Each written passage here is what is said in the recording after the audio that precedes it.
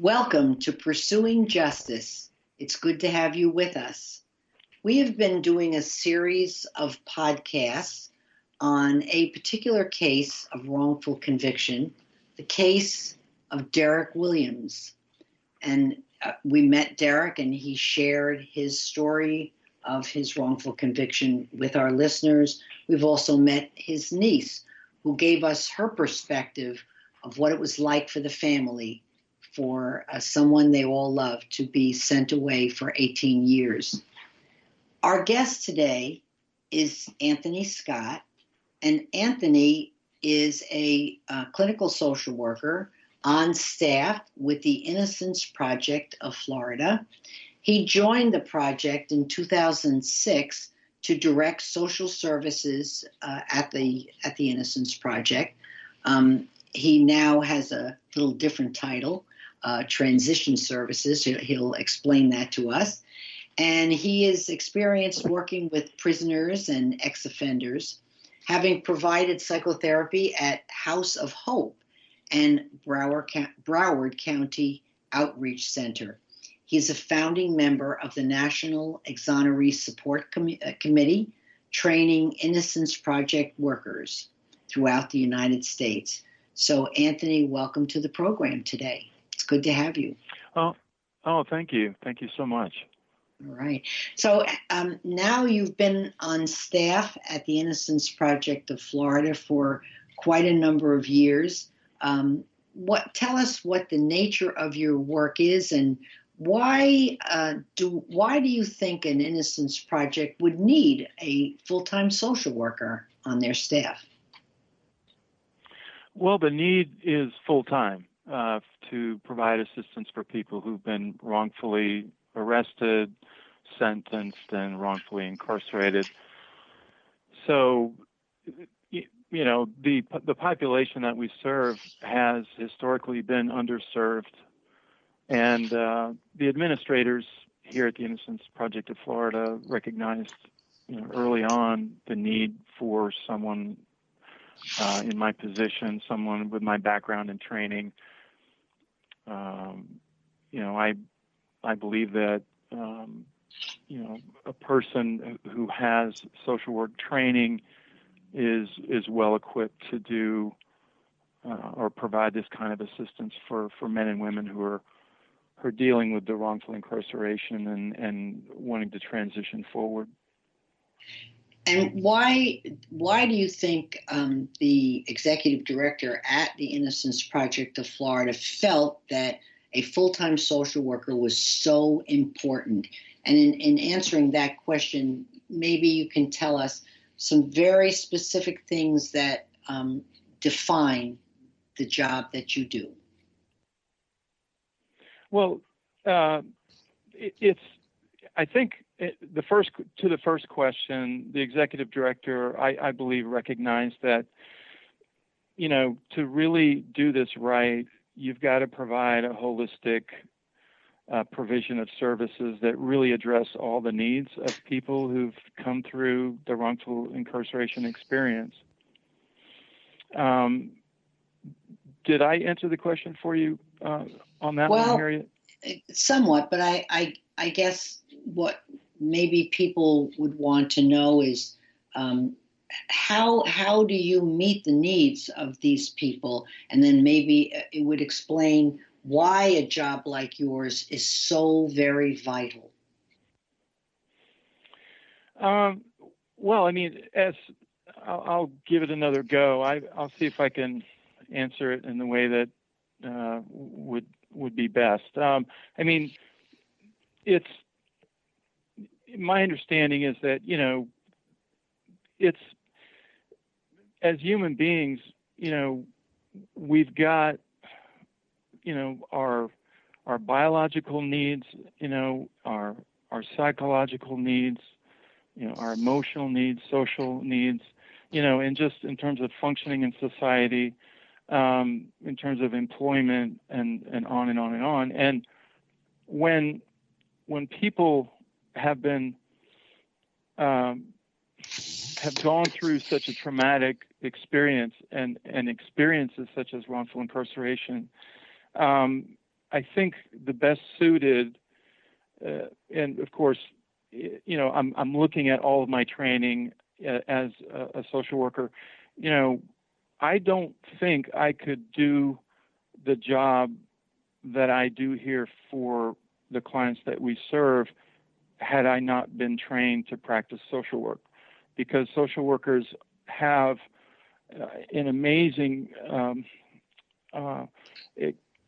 training and exposure, and have acquired a vast array of skills in being able to identify, holistically, the needs of a person, whether, regardless of their age, gender, and so on, and address those needs in a way that is really client-centered. And we're also trained to, collaborate with everyone at the table, no matter who they are. I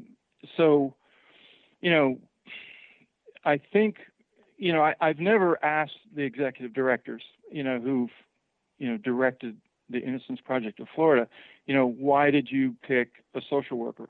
Why didn't you pick, someone from a different, domain, a different profession? You might have, chosen a psychologist. You might have and so on.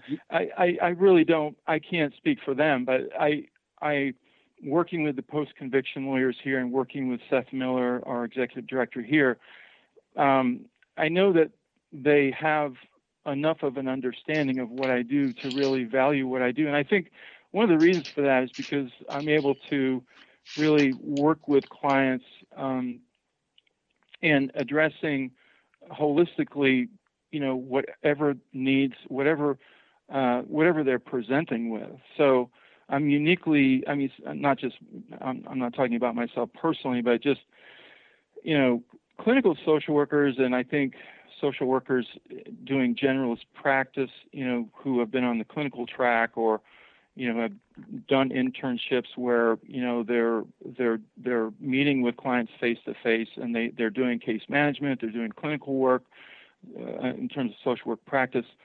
We're in a position where, we're able to really see it in a way that I don't think you could see it without that training. It's like I had a professor say to me one time, this kind of training will change your life. It'll change how you see things. It will change how you may, your worldview. And it really did for me. I didn't know how that would happen, but, and I don't mean to get off track there talking about that. I apologize, but please continue asking whatever you need to ask of me, so I don't take your time with continuing to talk about that.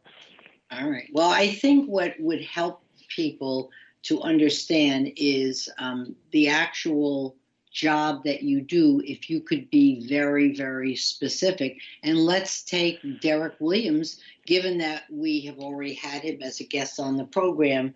How do you help someone like him who has experienced this terrible miscarriage of justice? And do you see him in prison before he comes home? Do you see him after he comes home? And how do you help someone like Derek? So maybe if you're more specific. I think let's maybe it would be better if I just could take one question at a time. Sure. Because I'm hearing a lot of different questions. Okay. Do me a favor and just give me one question, and I'll do that. All right. So let's take Derek, since we know his case.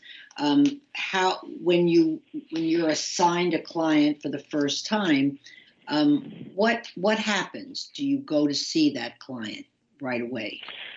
Sure. So the way it works is it depends on when I'm authorized to get involved in a case. So, for example, in Derek's case, I was authorized to work with Derek a significant amount of time prior to his release when the convictions were vacated. So I had the privilege and opportunity to work with him for quite a while.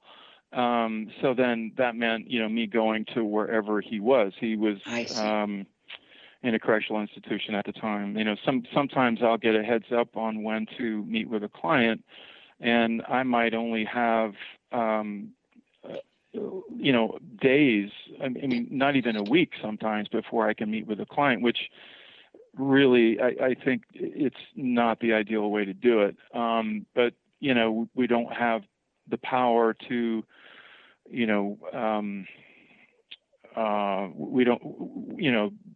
have the power to in terms of, how the state is going to rule on something, or how the judge is going to rule on something, or when we're going to be, in on a release. So, but ideally, it's me going into whatever wherever the client is located, and we're statewide, so that could be anywhere in the state of Florida.